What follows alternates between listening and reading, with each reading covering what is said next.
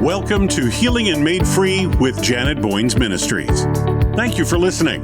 Janet will be talking about her struggle with addiction, alcohol, drugs, eating disorders, unwanted same-sex attraction, and living a homosexual life. Janet has survived all those things by the grace of God. Janet's not a doctor, she's not a therapist, she's not a psychotherapist, she's not a licensed counselor. Janet is an ordained pastor and wants to show you God's promises, how God has set her free, and how you can be set free. What He has done for her, He will do it for you. If healing and freedom are what you want, you have come to the right place at the right time. Let's get started. Here is Janet Boynes. I have my friend Brenda Lepsek. Brenda, welcome to Healing and Made Free with Janet Boynes. Thank you, Janet. Great to be with you. We're going to talk about the school district. Yes, definitely. Could you share with me just a little bit about who is Brenda before I get into the questions that I want to ask you regarding the school district? Let my audience know a little bit about you. Okay. Yeah, I've been in public education in California since 1990, and my husband is a minister. My dad was a minister. We've been in ministry, for 30 years, and I've been in public education about the same amount of time. And we have 2 kids and going on 4 grandkids. 4 grandkids. Yes. Before our interview, I know you were out hanging out with the grandbabies. Yes, I was. Here in Texas, but I live in California. Hey, us Texas people can do that. We have some nice weather right now. Praise the Lord, because it was cold for a while. Yes. And I was a school board member from 2016 to 2020 in Orange Unified, which is kind of close to Disneyland. I'm going to get into that in just a minute. But okay. You have been a teacher in the public education for a long time in California. Yes. We're dealing with a lot of homosexuality, transgenderism, pronouns in the school district now. How different was it when you were teaching versus how it is today? Yeah, I didn't see any of that when I first started teaching. I didn't learn about some of these things until about 2015 is when I started learning about it. So in 2015, you are a, educator in the school district. Were you grade school, middle school, high school? 2015, at that time, I was actually an adaptive PE teacher at that time. And I was teaching in many different elementary schools, kids with disabilities. I was teaching PE.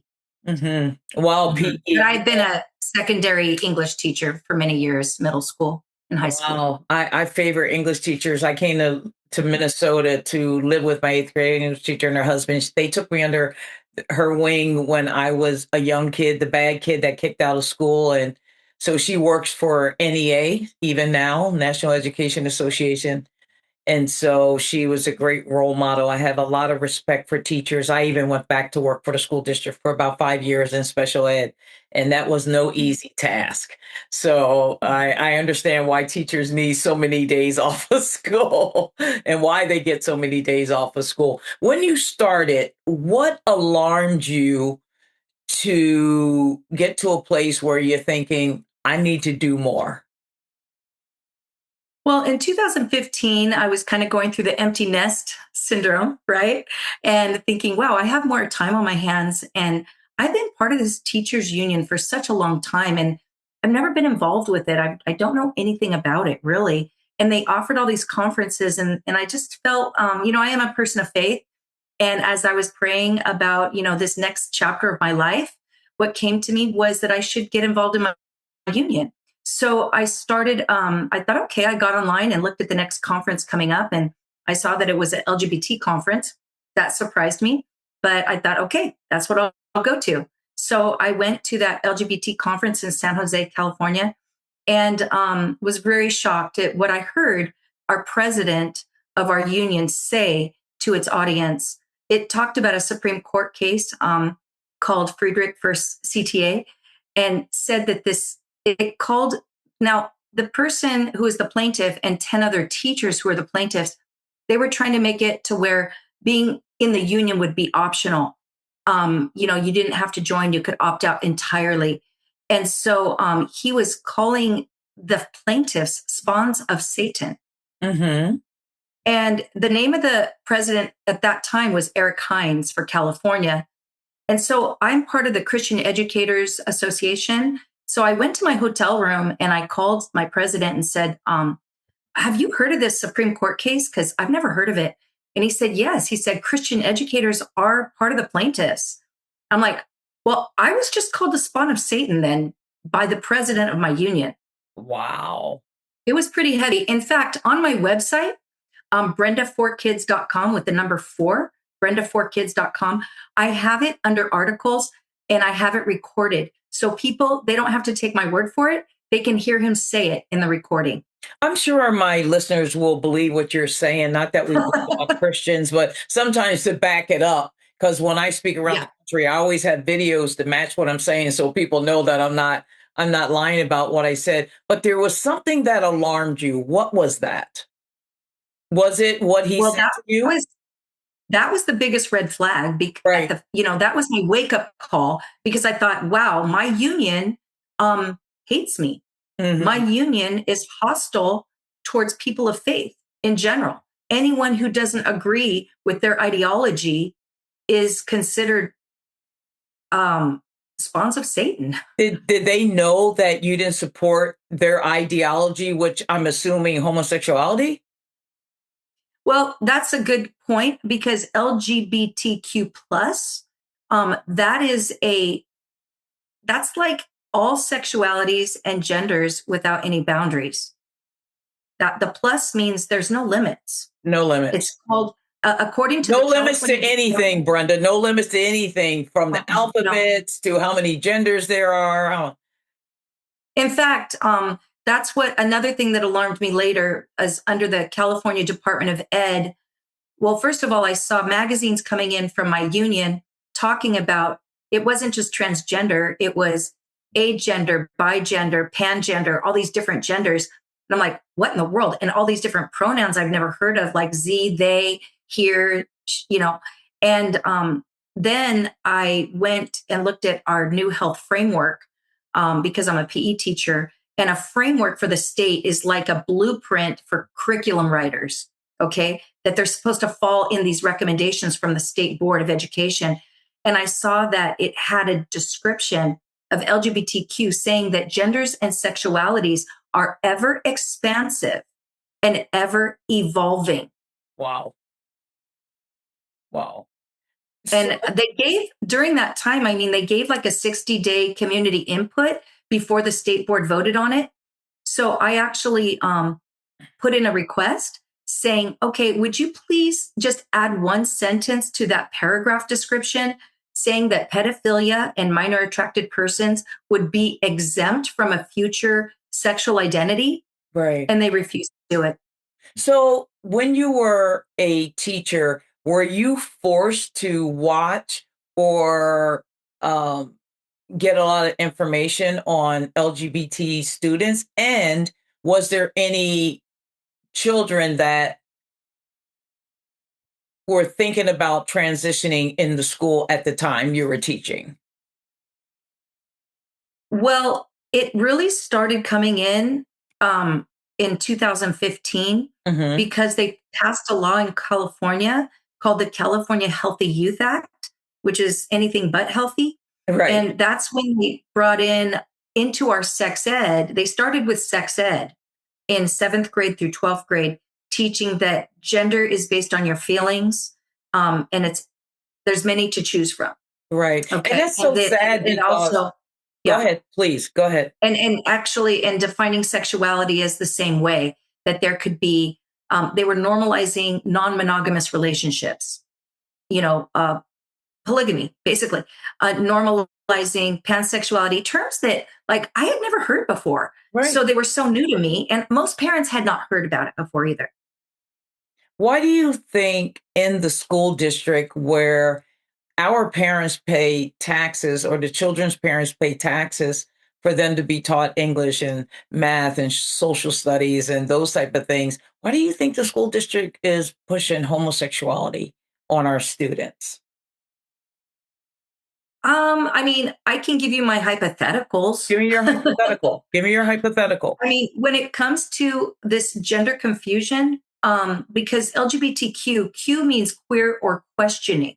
Yep. So if you're telling a 5-year-old, and believe me, we have books, and I've seen them with my own eyes, books in our kindergarten, for kindergartners that tell them that there's many genders to choose from and that genders can change like the weather based on their feelings, Mm-hmm. then you are intentionally creating confusion. Yes. And once a child is unsure of their gender and they're confused, then they are labeled a Q because they're LGBTQ questioning, Right. which opens them up to get counseling, such with counselors that have been trained to give gender affirming care. So you're back to your question. I'm sorry. Why do you think they're doing this? Because I'm trying to connect the dots for you before I just tell you what I think. Because in the teachers union for California, I noticed in 2000, I think it was 2020 or something like that. They passed a business item saying that kids should be able to access puberty blockers and hormone therapy without parent knowledge or consent. Now, once the union passes a business item, that means they intend to bring it to legislation. And I had already been seeing this being brought towards legislation. So I knew that puberty blockers and hormone therapy causes sterilization. And we have community schools where we were starting to partner with our children's hospitals under the guise of mental health. But parents weren't being told that these children's hospitals had pediatric gender clinics. Right. Wow. Yeah. Now I will tell you, there's a shift going on. I mean, the gender, Trump is literally defunding a lot of these gender clinics. And I know the one in my Orange County called Chalk Hospital has just closed as of February 6, 2026. And I'm glad that he is supporting more of what we believe in because we know the past presidents wanted nothing to do with it. They more supported homosexuality. But I wish we could do more because, and you might agree or disagree, but I think that men shouldn't play women's sports and vice versa. And I know you agree with Oh, that. I But I don't definitely. think we're really getting to the root cause of why they're doing what they're doing. Yes, we don't want them there. We don't want them in our bathrooms, but what is the root cause and why are they doing what they're doing? And I think if we can get to the root cause of why somebody wants to transition, I think we're going to see more people come to know Jesus and we'll be able to get them more help. I mean, I could Hopefully. tell you another thing another reason. I mean, one, I think is sterilization because the climate changers believe that population is destroying our planet, so they need to depopulate.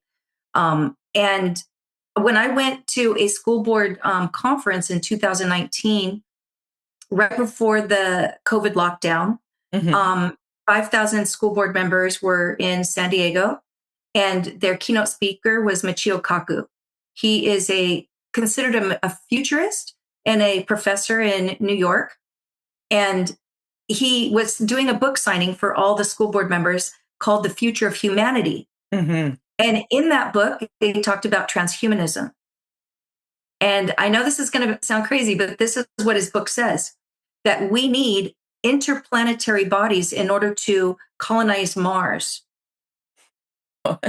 Right, because our planet is disintegrating, so we need to colonize Mars. And the only way we can do that is to have interplanetary bodies, which means mixing technology with humanity. And I believe that transgenderism is just a stepping stone to transhumanism.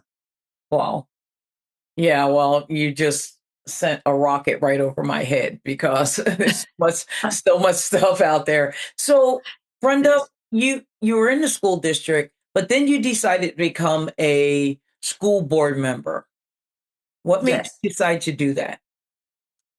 Well, actually, it's kind of a funny story, but in 2016, I had a friend that reached out to me asking me to run. It wasn't on my radar at all. Mhm. I had a totally different plan. I was going to do this. Like I said, I was in a new stage of life. Right. I was an empty nester. I had all this extra time. My kids were both away to college. So I was really into children's evangelism. I had just come back from Brooklyn, been trained to do all this children's evangelism into the neighborhoods, and was already successful, but I was going to take it on a much higher level. And then I get this call and I tell my husband, this is out of the blue for me to run for school board. And I said, that's no way. I've got a plan to do children's evangelism. And he said, well, I think you should at least pray about it. I said, well, okay. So we prayed about it, and I kind of put a fleece out. I said, Lord, if you really want me to do this, you're going to have to make it so clear, crystal clear, because this is out of the blue and makes no sense. So this was at the time when Franklin Graham was going capital to capital, if you remember, praying over every capital in our nation. And when he did this, he asked people to join virtually, and I did. And I felt like when I was praying about a sign, felt the Lord said, go back and check that pledge that you signed with Franklin Graham. Ooh. And when I did, that pledge said 3 things. It said, I promise to pray for my nation and my state. I promise to be involved in my community. And I promise that if given the opportunity, I will run for an office. Wow. And I felt like, well, this opportunity just dropped in my lap. And I just signed a promise that I would. Oops. Oops. So that was the sign for me. And a woman of her word. Everything changed. A woman of her word. So you mentioned to me that there was some red flags that you saw once you got involved on the board. What were they? Well, when I started seeing this new sex ed that was coming in, I thought, wow, parents have no clue what their kids are getting with this. They think it's the old sex ed of the birds and the bees. They don't know it is normalizing many genders, many sexualities, and literally letting them, because our laws are kind of pushing parents out of the loop where, they can get a lot of services now starting at the age of 12 without parents' knowledge.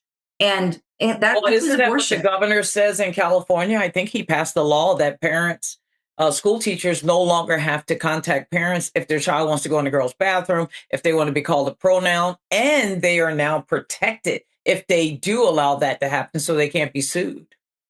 That's exactly right. And even though Trump has passed an executive order that there's only 2 sexes, California isn't listening.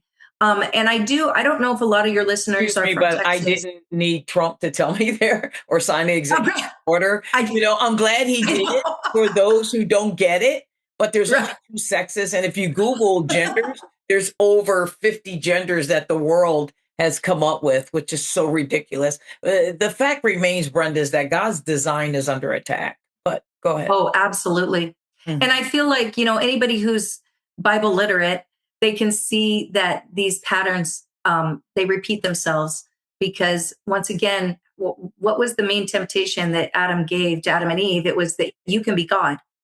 And again, we're seeing be God of your own life. You can choose your own gender because there's no creator. So you can choose. Right. And that's why Lucifer was kicked out of heaven and a third of his coonies is because he wanted to be God. He wanted to be greater than God. The greatest musician that ever lived, or music artist and singer that ever walked the planet. Of course, he can still do it, but that's why music pulls on a lot of people's heartstrings too. Absolutely. And it's the biggest sign of arrogance and pride and rebellion against our creator.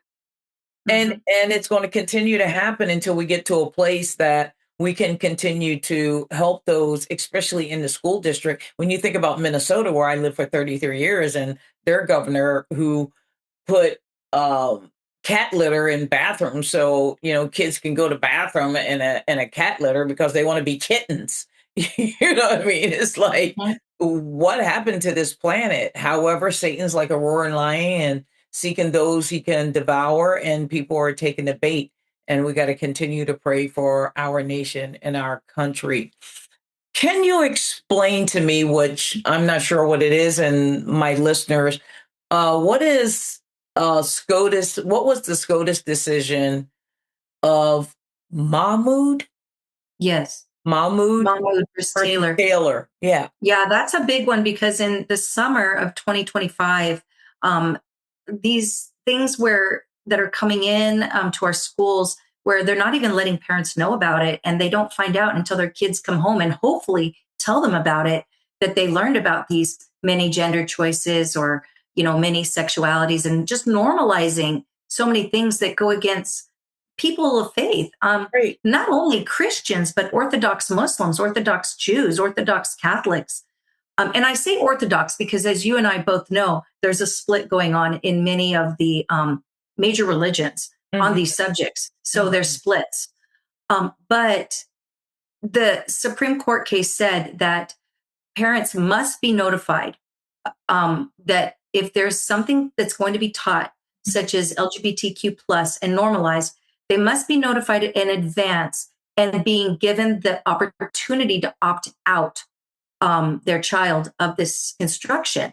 So I see this as a golden key for Californians. The problem is that the districts are slow pedaling, telling the parents of their rights. Now, they will tell them all their rights about immigration and how to avoid deportation. Okay, because I'm in a very high immigrant area. And they'll tell them all those rights. They'll spend lots of money bringing in the Mexican consulate, giving them legal help, doing all of that. But they will not tell them their religious rights. And many of these immigrants even are conservatives. Many are Catholic and come from very conservative countries, but they literally think it's okay to deceive them, to not let them know their rights. But it looks as though they really care about them because, we're going to protect you from ICE. Right. Their priorities are distorted, and someday every knee will bow, and not only will every tongue confess that Jesus is Lord, they're going to be held accountable for everything. We all will be, for not only what we say and for what we do. Being a school teacher, and to those that are listening to this podcast or on YouTube, what kind of advice would you like to give to those that are teachers? Thank you for that question. I'm no longer a school teacher because I just won school board a year ago for my district where I was teaching, because I moved to my city. And so I had to retire immediately because you cannot be a school board member in the city where you teach. So anyways, but here's my advice to teachers. They need to opt out of their union because they need to understand that it is their union in every state of the United States. The National Educators Association is pushing this very, very strongly in every state. The National Educators Association is pushing all of this gender ideology. They're pushing critical race theory, which is basically equating skin color to many genders and many sexualities. So if you don't drink the Kool-Aid of this ideology, you will be labeled a racist. They are also pushing in using classrooms to create social activism. So once they, use their classrooms for pulpits of this type of ideology, then they want children of all ages to be activated to support these things and to, raise up. You see the raised fist. Yeah. That's their emblem, is the raised fist. Right. That the kids are going to overcome the adults, basically. And that's why. Too. Yeah, he does that too. But, basically, I would just let them know they need to opt out. Or if they're not going to opt out of their union, then they need to get involved in their union. Yeah. And don't think that their union is there to protect them if they're people of faith. They are not. Right. They might feel that, they help me get raises, they help me get better retirement and benefits and all those little perks. But that's really short-sighted. And either they need to get involved and be a voice inside their union and see for themselves what's going on, start getting involved, or they need to opt out and join. There's Christian Educators, which provides $2 million of liability insurance. Wow. And gives great support to teachers. There's also American Educators Association, which you don't have to be a Christian. You can be any religion, but those things are associations that still give you all the perks. And if you leave your union, you're not going to lose any benefits of salary raises or health benefits or disability benefits or anything. You're not going to lose anything. And there is a wrong messaging out there to teachers thinking, oh, I'm going to lose something if I leave the union. And that's not true. Well, I think that's so important. I know when I was in school, and I believe it stands at today as well. Those of you that are listening to Brenda talk about being on the school board, but also being a school teacher, our minds are impressionable. And you have their heart. Sometimes children will listen to you before they listen to their parents. My teacher said, because you have those children longer than parents have them at home. They're in school all day, and you can have an impact. And many school teachers feel as though that they can't say anything or they're going to lose your job. Well, God wants you to stand up for righteousness, right standing with him. And if you don't, then who will? If you see something's wrong, then say something. Contact Brenda. We'll give you her email. Yes. Reach out to Janet Boynes Ministries. If you feel you're going to be fired from a job or you get fired, hey, we know attorneys that will take this and run with it. Matt Staver, as you both and I know from Liberty Counsel, good friends of mine. And so we got your back. I know it feels like that God's not with you, but he is. If Yes. God is for you, who can be against you? So stand up for what you believe in, teachers, because we need you, and we need you to make a difference, especially if you're a Christian. Brenda, if someone wants to reach out to you, could you give your email address? The best way to reach me is to go to my website, brenda4kids.com, with the number 4, brenda4kids.com, and press the contact button and it'll automatically email me. And I would encourage teachers or anyone from any state to please browse my articles. I was just published in Washington Times in December, and also in Real Clear Education in October. Wow. I have a lot of articles that have been published from many different outlets and venues, including I was on PragerU, I was on Epic Times Documentary. So please, there's a lot more, especially in our Trevor Project is a huge area where there's sexual predators going in through Trevor Space, and you really need to know, if you especially work in the schools as mental health workers, counselors, or even in medical facilities, these are national issues, not just in California. Mm-hmm. I am so blessed to have you, because I think our educators need to hear from somebody that have been in the education business and who have an understanding of what's happening in our schools and what's happening on our school boards. And I think you can be a great asset to them. Brenda, thank you so much. Thank you, Janet. God bless you. Thank you for listening to Healing and Made Free with Janet Boynes. Acts 10:34 says, God is no respecter of persons. God doesn't play favorites, which means what he has done for Janet, what he has done for guests on this show, he will do for you too. If you are struggling with anything, do not hesitate to reach out to Janet Boynes Ministries. They will do their best to help you any way they can. Go to the website, janetboynesministries.com. Janet loves you, and most importantly, God loves you. Have a blessed day.